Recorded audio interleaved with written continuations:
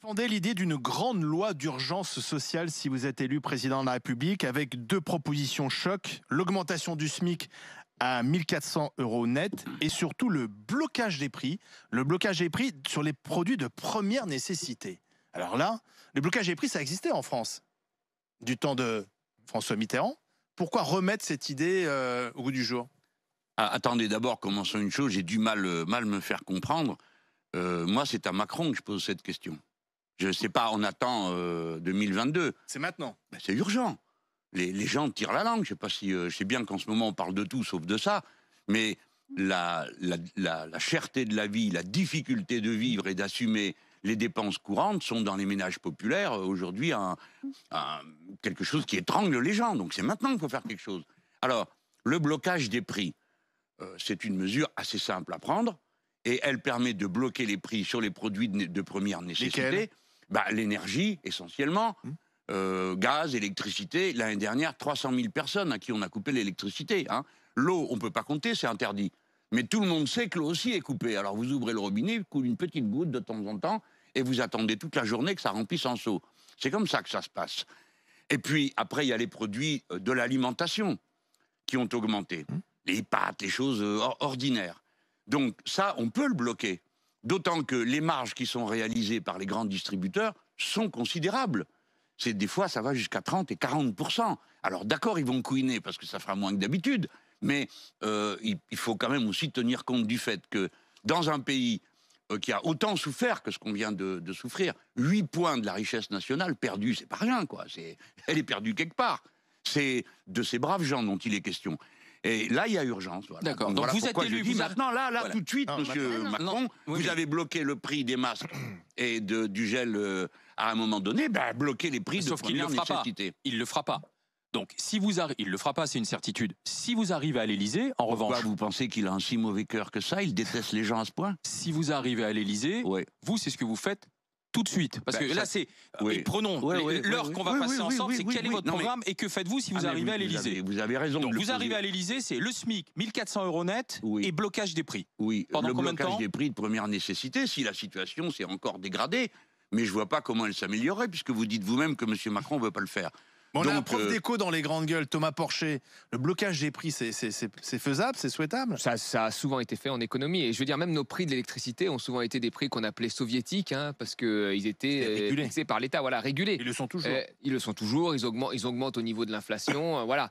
Donc, et puis, je rappelle que même chez François Hollande, hein, qui était plutôt du centre-gauche, il y avait dans ses premières mesures, ce qu'il n'a pas fait, le blocage des prix de l'essence à l'époque. Et un Français sur deux avait dit dans un sondage que son vote était influencé par les mesures qui étaient prises sur les carburants. Vous voyez, et 2 ans plus tard, on a eu 2-3 ans plus tard, enfin 5 ans plus tard, excusez-moi, on a eu les gilets jaunes suite à la taxe carbone. Donc les biens de première nécessité aujourd'hui, les dépenses contraintes, elles mangent le pouvoir d'achat des bas salaires.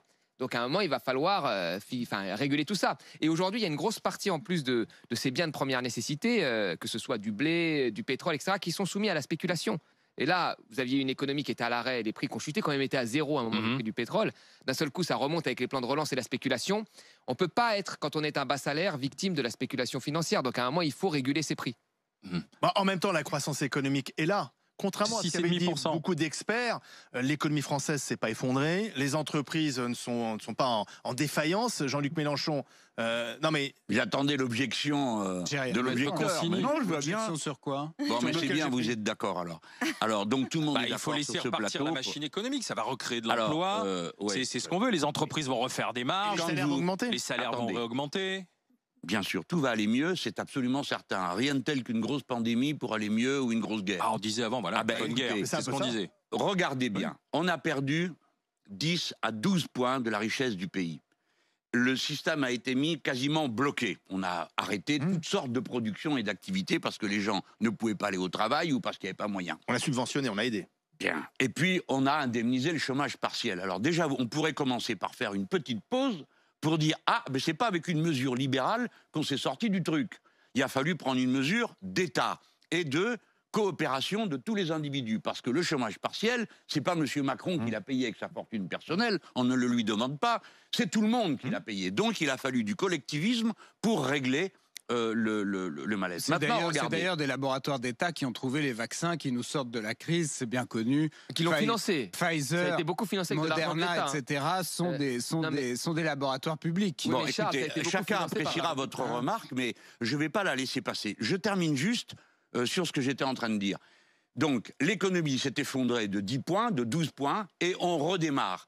Ben, par la force des choses, on redémarre.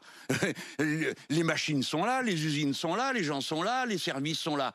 Mais on redémarre. Mais regardez, on a perdu 12 points, on redémarre à 7. Il en manque toujours.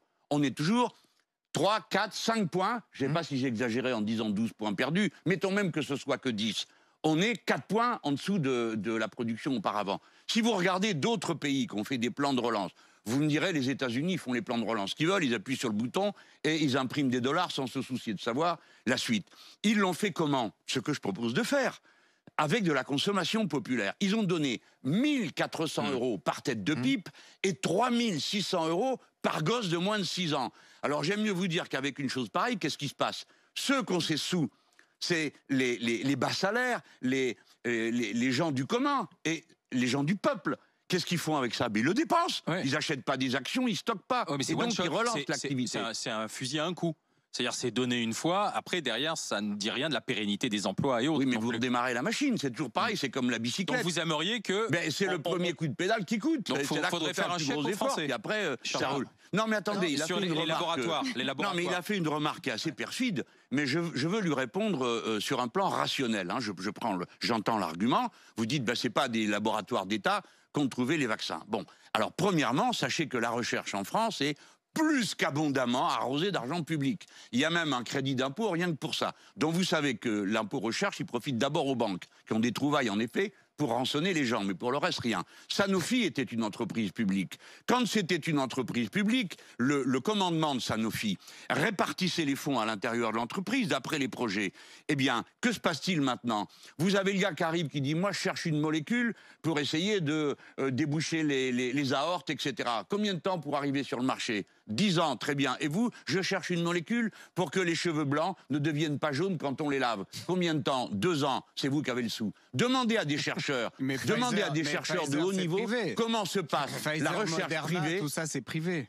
Ce que je veux dire... Mais alors, il n'y a qu'à les nationaliser, comme ça coûtera moins cher. Pardon, monsieur, mais... Mais ça ne les intéressera pas de c'est vous qui venez de dire que ce n'était pas des laboratoires publics qui avaient trouvé. En l'occurrence, Pfizer, Moderna, etc. C'est sûr qu'ils vont s'enrichir avec ces vaccins, mais heureusement qu'ils ont trouvé ces vaccins. Et en fait, la vraie sortie de crise, c'est les vaccins. C'est pas les mesures de super étatiques qu'on a pris depuis 2 ans en France. En réalité, moi, ce que je pense personnellement, c'est que Macron fait des dépenses électoralistes au prétexte du Covid pour en quelque sorte acheter des voix en vue de... C'est un gauchiste à vos yeux, dites donc. Pour moi, il est dans un délire où il pense depuis 2 ans, il n'est pas très libéral. Il peut dépenser autant qu'il veut, ça n'a aucun impact. Probablement qu'on va payer ça sur plusieurs générations, les dépenses qui sont effectuées maintenant. Ce que je veux simplement dire, c'est que c'est le système capitaliste libéral que vous n'aimez pas qui nous permet aujourd'hui de sortir de la crise du Covid grâce à ces laboratoires. C'est tout. C'est pas vrai, donc je dis que ça à dire. Il y a 10 milliards d'argent public mis dans la recherche, et en France notamment, où on a payé des sommes folles, Sanofi est incapable de sortir un vaccin. Qu'est-ce qu'ils ont fait? Je viens de vous expliquer comment ça s'est passé. Ils ont privilégié les recherches sur des gadgets rentables à court terme. La recherche fondamentale, ça va vous horrifier, ça consiste à payer des gens qui, des fois, savent pas ce qu'ils cherchent et découvrent par hasard des choses. Ça s'appelle l'esprit humain. C'est pas ça qui s'est passé. Mais la recherche fondamentale doit être alimentée. La recherche pratique doit être alimentée. Non, mais ne dites pas des choses comme ce que vous dites, monsieur. Parce que vous dites que c'est les laboratoires privés qui ont trouvé les vaccins. Moderna, etc., ils n'ont pas réussi à faire ces vaccins en faisant de la recherche fondamentale. Bien sûr que si. L'ARN messager, c'est une trouvaille de 2 prix Nobel français, du CNRS français payé par de l'argent de l'État. Qu'est-ce que vous racontez? Ça veut dire derrière, on n'y a pas cru. Ils n'ont pas fait ce vaccin parce qu'ils n'y croyaient pas. C'est ça. Non mais pardon, c'est juste factuel que c'est le système capitaliste libéral qui aujourd'hui nous sort de la crise. C'est une réalité factuelle. Ça vous déplaît, mais c'est comme ça. Non, c'est pas que ça me déplaît, c'est que c'est le tour de madame de parler. Marianne Souvré. J'ai fait des gestes en fait depuis tout à l'heure. Oui, vous avez l'air désespéré, alors je me mets de votre côté. Déjà, je voulais vous remercier parce que enfin, dans une campagne présidentielle, on parle d'autre chose que d'immigration et de sécurité et ça me fait beaucoup de bien. On en parlera peut-être après avec vous, mais ça fait beaucoup beaucoup de bien. Ah oui, franchement, ça fait du bien. Mais moi, j'ai une question parce que j'ai lu en fait dans vos grandes mesures sur le plan social, vous dites on va pendant un an en fait enlever les profits, en fait, prendre les profits du CAC 40 et les garder en fait et éviter qu'il y ait de la distribution. Ou alors j'ai mal compris, mais en fait, c'est à peu près ce que j'ai compris de votre proposition. Donc vous dites que ça ferait 150 milliards d'euros. Non, ça fait 50. L'année dernière, le CAC 40, c'est 54 milliards. Voilà. Non, bon. Mais il n'y a pas de mal. Tout le monde n'est pas obligé de s'apprendre ses chiffres par cœur. Voilà, donc, et en fait, vous proposez donc qu'il n'y ait plus aucune distribution et que ça soit gardé par l'État, c'est ça? Est-ce que vous pouvez expliquer? Et est-ce que vous pensez que ça va permettre justement que les entreprises se développent si on leur prend leur profit? Oui, voilà. Vous voulez une année blanche? Voilà. Si j'ai bien lu l'interview du JDD, une année blanche dans les profits du CAC 40. Voilà. Et les redistribuer. Voilà. Au-delà d'un montant? Pardon? Au-delà d'un montant? Non. Ben oui, c'est-à-dire, je fais pas le... Je pourrais dire on prend tout. Ah oui, d'accord. Pourquoi? Alors d'abord, regardons, oui ou non, on prend tout ou pas. Hein. Pourquoi? Parce que tout le monde a perdu de l'argent. Absolument tout le monde. Le pays a payé de l'argent, l'État a perdu de l'argent, tous les particuliers ont perdu de l'argent, de toutes les manières. L'épargne se porte bien, l'épargne privée en France. Sauf, oui mais attendez, l'épargne. Vous êtes sympa, mais c'est pas l'épargne des petites gens. Hein. L'épargne, quand on dit l'épargne, c'est aussi bien quelqu'un qui met beaucoup de sous de côté ou une très grande entreprise qui a une part de trésorerie qu'elle met en épargne, ça s'appelle de l'épargne. Il est clair que dans la période où l'activité était au ralenti, mettre la trésorerie en épargne, c'était le plus évident et pas le plus génial. Mais ils l'ont fait. Donc c'est pas ça le sujet. Le sujet, c'est que les entreprises CAC 40, là je ne parle pas de leur réinvestissement. De toute façon, c'est de la rigolade. Dans les 10 dernières années, ils ont diminué de 5% leurs investissements et augmenté de 70% l'argent qu'ils distribuent aux autres. Donc ce n'est pas vrai que quand ils ont de beaux bénéfices, aussitôt on le retrouve dans l'investissement. Mais je ne parle pas de ça. Je parle de l'argent, une fois qu'on a calculé l'investissement, une fois qu'on a calculé tout le reste, qui est parti en dividendes. Il y en a pour 53 milliards. Donc je dis, tout le monde a eu une année blanche. Allez chez le bistrotier du coin, le restaurateur ou le maçon, vous aussi. Cette année, le président de la République a dit qu'on était en guerre. Eh bien, puisqu'on est en guerre, les profiteurs de crise, vous passez à la caisse. 53 milliards. Avec ça, il y a de quoi payer un salaire à revenu moyen. Je suis en dessous de 2000 euros. Hein, à 1 million de personnes pendant un an. C'est-à-dire que nous pourrions avoir... Dans les métiers du lien, c'est ce que vous dites. Oui, j'ai mis les métiers du lien, comme ça on voit plus de quoi on parle. Ça veut dire que nous aurions 1 million de personnes au travail pour rattraper les dégâts de la période du Covid. Alors, c'est des assistants d'éducation. On en a mortellement besoin parce que les retards qui se sont accumulés, on ne va pas attendre qu'on en soit à des niveaux à l'école tels qu'on n'arrive plus à les rattraper. Je prends cet exemple. Donc, on pourra en mettre 100 000 au boulot. Un an et ensuite, que se passe-t-il? Après, c'est la vie. Après, si c'est mon plan qui se met en place, non mais bien sûr. Après, c'est la vie. Oui, bien sûr. Mais écoutez, monsieur, si c'est moi qui suis élu, je peux vous répondre et je vous explique mon plan. Qu'est-ce que c'est que la planification écologique? Combien il faut d'emplois? Comment on s'y prend? Pourquoi il faut mettre du protectionnisme solidaire sur l'agriculture, etc. Mais c'est pas ça votre question. Là, nous sommes dans une situation d'urgence. Je me tue à vous dire que s'il y a urgence sanitaire, s'il y a urgence climatique, il y a urgence sociale. Vous pensez à tout sauf aux gens. Alors, les nuages, l'air chaud, oui, le virus, oui, et les gens, rien. Non, il faut s'occuper des gens. Et les gens, il y a urgence. Donc l'année qui vient, il faut desserrer les taux pour qu'ils respirent, pour que le pays aille mieux, que les gens aillent mieux. Et ensuite, on consomme. Et après, si vous votez pour moi, eh ben, ça sera mieux. Eh ben, on continue d'en parler. Jean-Luc Mélenchon, vous restez avec nous.